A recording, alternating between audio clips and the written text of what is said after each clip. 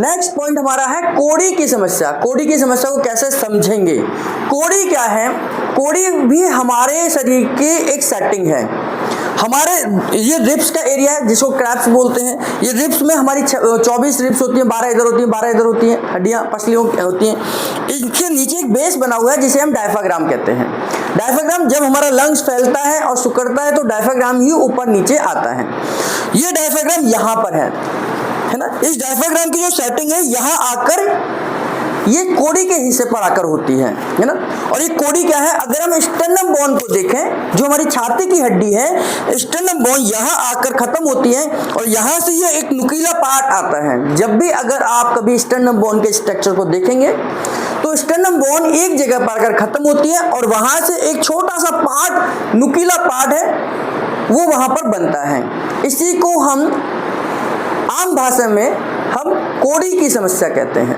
कोड़ी जो यहाँ की एक सेटिंग है, अगर ये बिगड़ जाती है यानी कि अपनी जगह से हिल जाती है तो श्वास लेने में तकलीफ हो सकती है, क्योंकि ये मैंने अभी आपको बताया कि डायफ्राम से जुड़ी हुई है। तो ये खिसकेगी तो डायफ्राम भी खिसकेंगे, तो कहीं ना कहीं लंग्स की समस्या आ जाएगी आपको।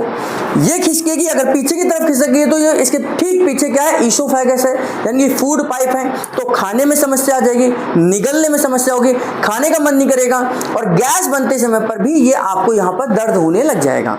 बहुत सारे लोगों को खाने का मन नहीं करता है, निगलने का मन नहीं करता है और यहाँ पर एक परमानेंट सा दर्द बना हुआ है क्योंकि यहाँ पर इसकी सेटिंग बिगड़ गई है। मैंने बताया कि भगवान ने सारी चीजें हमारी सिस्टमेटिकली बिठाकर भेजी हैं। अगर ये सिस्टमेटिकली अपनी कोई भी चीज ऊपर नीचे हो जाए तो इस सारे सिस्टम को बिगाड़ सकती है। तो कोड़ी भी एक सेटिंग है, इसको ठीक रखना हमारी जिम्मेदारी है, जो कि हमारे बॉडी के नेचर पर डिपेंड करता है। जैसे बॉडी का नेचर एसिडिक होता है तो नाभि खिसक सकती है, ऐसे ही बॉडी का नेचर अगर एसिडिक हो और हमने कोई वजन उठा लिया और खास तौर से ऐसा वजन जिसका यहाँ पर असर हुआ है, इस हिस्से में असर हुआ है, तो ये हमारी कोड़ी की सेटिंग को बिगाड़ सकता है। तो आइए देखते हैं कि कोड़ी को कैसे चेक करेंगे, है ना। कोड़ी को चेक करने के लिए वही खाली पेट होना चाहिए, क्योंकि अगर हम प्रेस कर रहे हैं तो वो एरिया बिल्कुल मुलायम होना चाहिए, खाली होना चाहिए। ये इनका स्टर्नम का एरिया है।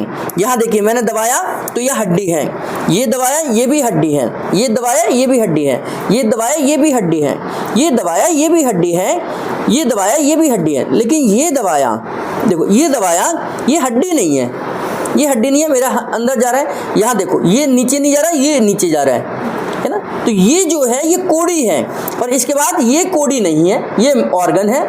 तो आप इसकी फीलिंग, इसकी फीलिंग और इसकी फीलिंग, आप तीनों की फीलिंग में अंतर है। ये मैंने दबाया, ये हड्डी की फीलिंग है, ये मैंने दबाया, ये कोड़ी की फीलिंग है, ये मैंने दबाया, ये पेट की फीलिंग है। तो ये तीनों फीलिंग अलग अलग है। ये हड्डी की फीलिंग है, ये कोड़ी छोटी सी फीलिंग है और ये हमारे मस्कुलर पार्ट है। तो जो कोड़ी का पार्ट है ये बहुत ज्यादा अंदर नहीं जाएगा, लेकिन अंदर की तरफ थोड़ा सा जाएगा। मस्कुलर पार्ट आप अंदर चले जाएंगे, मैं उंगली को अंदर ले जाऊं, जितना ये इनको पेट अंदर लेके जाएंगे मेरी उंगली अंदर चली जाएगी, लेकिन कोड़ी अंदर नहीं जाएगी क्योंकि कोड़ी ऊपर की सेटिंग है।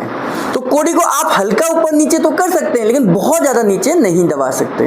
अगर आपने दबा दिया तो कोड़ी अपनी जगह से खिसक जाएगी। तो कोड़ी जब खिसकेगी तो नीचे की तरफ आ सकती है, दाएं या बाएं जा सकती है। उस समय पर आपको रिब्स वाले हिस्से में यानी कि यहाँ पर भी पेन आ सकता है।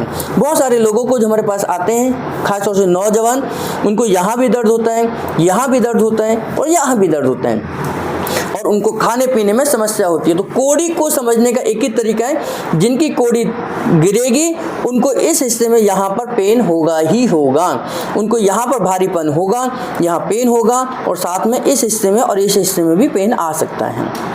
कोड़ी को ठीक करने के मैंने बहुत सारी वीडियोस बताई हुई हैं, बहुत सारे तरीके बताए हैं कि हम जब भी खाली पेट होंगे, इनको यहाँ पर खाली पेट होने चाहिए, पाउडर लगा दीजिए या ऑयल लगा दीजिए, यहाँ से अंगूठे को अंदर की तरफ लेके जाइए और धीरे धीरे जब आपकी कोड़ी से अंगूठे टकराएंगे उसको ऊपर की तरफ सेट कर दीजिए, कोड़ी अपने आप आ जाएगी।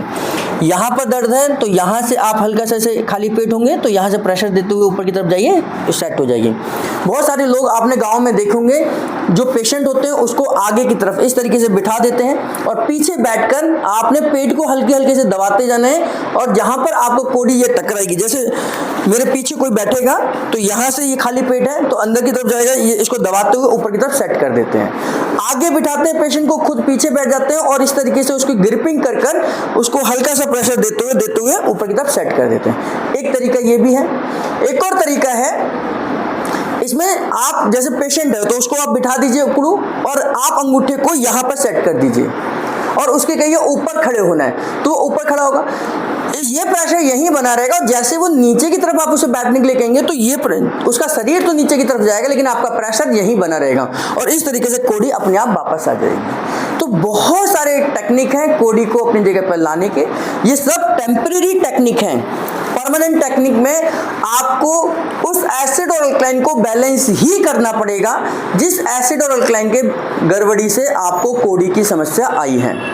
कोड़ी की समस्या को ठीक करना बहुत आसान है, नलों को ठीक करना बहुत आसान है, कोड़ी नाभि को ठीक करना बहुत आसान है, लेकिन ठीक बनाए रखना बड़ा मुश्किल है क्योंकि बार बार कोड़ी गिरती है, बार बार नले की समस्या हो जाती है, बार बार नाभि गिरती है, क्योंकि जब तक आपकी बॉडी का नेचर ठीक नहीं होगा तब तक ये समस्या परमानेंट ठीक नहीं होगी।